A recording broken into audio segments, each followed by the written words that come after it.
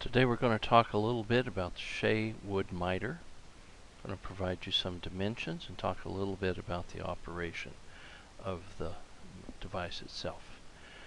It's a cold, wintry day out there in January, and I can either go out and work my way to the shed or uncover the snow machine or work on this little video. So I decided I'd work on this little video today. This is the Shay Wood Miter. It's a very simple device. I've used it for years. Bought my first one back in 1975 and had a friend build this one for me. See, it's just a very simple cutting device, and what it allows you to do is cut multiple pieces of wood all to the same length. So you just push the blade down, put the piece that you want to copy in, slide the little adjustable bar down against it, tighten the thumb screw, lift the blade, remove the original piece, take your balsa or your basswood, slide it in, up against the block, cut it. You got two the same size. You just keep at it. This allows you to cut an awful lot of pieces all the same size, which is very valuable when it comes to scratch building. Nothing more frustrating than finding different sizes that are supposed to be the same. So this really speeds up the operation a lot. It's a very simple little device. The exact size and the exact dimensions isn't really critical. You can see the base is made out of clear plexiglass. This one's a little over 9.5 inches long. If I were building another one today, I'd build it longer. I'd build it longer, at least a foot long. And the reason for that is when you slide this back, there's only a certain amount of length of wood that you can cut. Like here, the largest you can cut is 6 inches. I would like to be able to cut 12-inch lengths or other lengths, but 6 inches is the longest you can build. I build a lot no scale and just prefer the larger pieces. Now here in measuring this, you can see that it's a little over 5 inches long. We'll zoom in a little closer on this so you can see it better. Okay, there I've got the measuring tool up against it. You can see it's just a little about 4 3/4, a little over 4 1/4 inches long. Now again, I would make it wider. There's no certain reason for it to be this particular size. It was just this size has happened to work out well. Now here you see the different points. You got these vertical parts, these little L-shaped things. These little pieces of paper I have glued on there serve as sort of guidelines to help me to cut wood at angles. So I can line it up against that piece of paper there and just put it under there, cut it this way and end up with angled pieces. So I just tape different pieces of paper on there at different times over the years.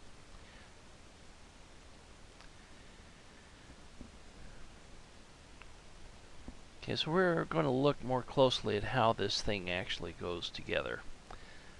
This way you get an idea of what it looks like. We got a single edge razor blade, and we got this little piece of plastic there. See that little plastic ridge that I pointed at? Got it over on the other side too. This is what you actually slide your wood up against. I would make this thicker. This you can see is about 1/8 of an inch thick. I'd make it a 1/2 inch thick. I really would, because I've had these break on me before. This is just glued onto your plexiglass base. So I would make it wider. There's no reason not to make it wider, and it would make that piece stronger. So again, you can see that it's just about 1/8 of an inch there. Now here is a groove that is ground into this. You have to turn it over, and from the bottom you'd use a router and just route this in here. And this is deep enough to allow this to slide back and forth. See that little metal part that you see there, that dark metal piece? Well, that's just a piece of metal that has been threaded and fits in there. It slides back and forth, and that allows you to set the length of it. See that there? You can see it's about 1/8 of an inch deep. So that your plexiglass needs to be deep enough to allow for that to be in there. That's about 1/8 of an inch. Sort of hard to get down in there and measure it very well. But that's 1/8 of an inch deep there. And it slides in that groove there. Now that groove itself, measure that groove, you can see that's a 1/2 inch. Again, it doesn't have to be a 1/2 inch, but that's just how this particular one is built, is so that it is a 1/2 inch. And you can see there's a little piece of plexiglass here that is cut. That thumb screw holds it all together and allows it to be tightened. Let me just go ahead and take that thumb screw out and take this apart so we can look at these pieces a little more closely. There's that piece that's threaded that goes along the bottom. Got the piece of clear plastic, got a washer, and a thumb screw. Be sure to use the thumb screw instead of another type of screw. And it just threads into that threaded part there, just like that. You can tighten it down. And that allows you, that's what allows you to set the length of the piece of wood that you're going to be cutting. Now again, this one is, just about, well, I don't want millimeters, just about 3/4 of an inch long and just about a 1/2 inch wide and about 1/8 of an inch deep. Again, it doesn't have to be that size. Now here, you see this is set off a little bit. Now the way you do this, the way you determine where to drill that hole is you actually cut the piece and put it in place. Then you drill that hole straight down, and that way it lines up. So you just drill a hole right through the plastic there. Just mark it and drill it, and that way it'll be there. And again, this could be bigger. It doesn't have to be just this size. This particular piece happens to be 1 inch long by a little over 1/2 an inch. And the thickness, well, again, 1/8 of an inch. It can be thicker, it can be longer, it can be wider.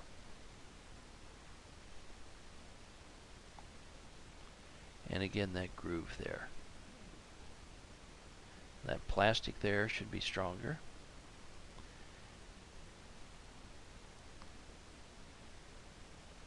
Now when I put that ruler right up against there, about the most I can get is 6 inches. So when I put this together, I just put that little piece there, put the plastic on, take my screw with my washer, my thumb screw, got to get it into the threaded part.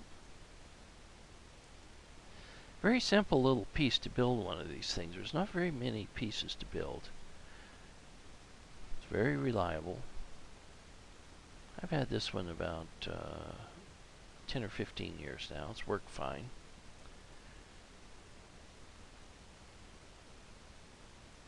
And again,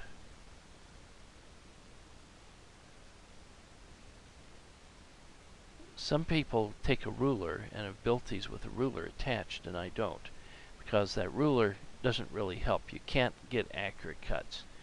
You need to determine the length, put a small mark on your piece of wood, and then set it. Okay, so there's that piece there. Now let's look at the mechanism. Again, got these elbows. So there's 4 of them. Those are all the same size. These particular ones happen to be made from stock that is 1/8 of an inch thick. And you can see, it's a little over 1.5 inches tall. And about a 1/2 inch wide at the base. Again, these could be longer this way. They could be higher. They do not have to be this particular size. Okay. Now in here, so there's a space. There's some washers in there and a piece of metal. That also is 1/8 of an inch. Because that metal bar is 1/8. So we got that bar there, we got that lower bar and a bar, another bar. There you can see the different pieces. Okay, now let's look more closely at some of those pieces. Okay, this is the angle thing. This is also made from 1/8 inch steel. And it's the mechanism. You can see that bar that I'm holding on to right now, that one is stationary. That one does not flex. That one is bolted into place. and you can see that bar is about 4 inches wide. Again, it could be wider, it could be taller. This is just set for a standard single edge razor blade. There's 3 holes drilled, and those 3 screws, when you go to change the blade, you just remove those 3 screws, put a new blade in, and put it in place. Okay, very straightforward in its construction, very simple. Not a lot of moving parts here, really. That particular piece happens to be 2 inches long. Again, it could be longer. It can't be too long or it would hit the posts at the end, but 2 inches is about right on that. Now let's see here. Yeah, you can't have that gap, see, and when the blade goes down, you want it so those angled pieces don't go all the way straight. See, it hits before they're straight up and down. So there's a bit of a play there. Now those particular arms there, let me get in there to measure it. Okay, it's a little hard to measure. We'll measure it. It's about 1 inch long.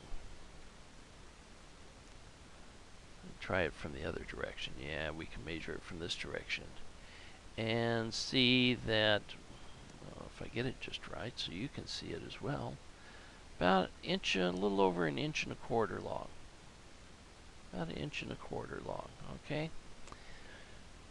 And those 2 are both the same length, and those have holes drilled in them, of course.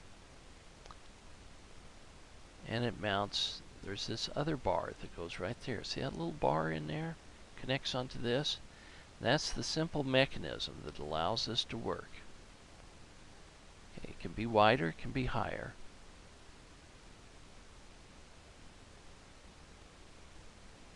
Main thing is that when you go to plan one of these, if you make it wider and higher, see the problem with this one, see how that piece of wood is too big?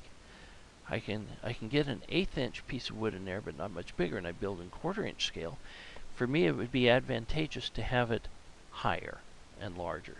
So if I were setting out to build one of these, I would make it 50% taller and 50% wider. I'd just expand all the parts by 50%. Still work the same.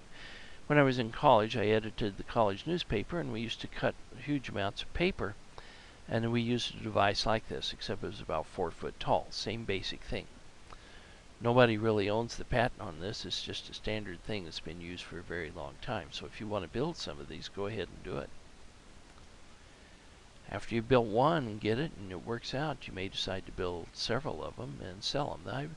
I think these would sell for about $70. When I bought mine back in 1975, my first one, they were $20, and they didn't sell well at that time. I had them at my hobby shop. Once I put one together and started using it, then people could see the value of it. But it's only for scratch builders. Now that particular piece of metal there is 1/4 inch by 1/8 inch. Okay, I would make it heavier than that. I would make it heavier than that. I would make it probably twice that thick. Because right here, see this part right here? You have to heat that and bend that. And I've had it break there, and I've also had it break down there where I'm pointing at. That plastic piece there, I would strengthen that as well. Those are the 2 points at which these break.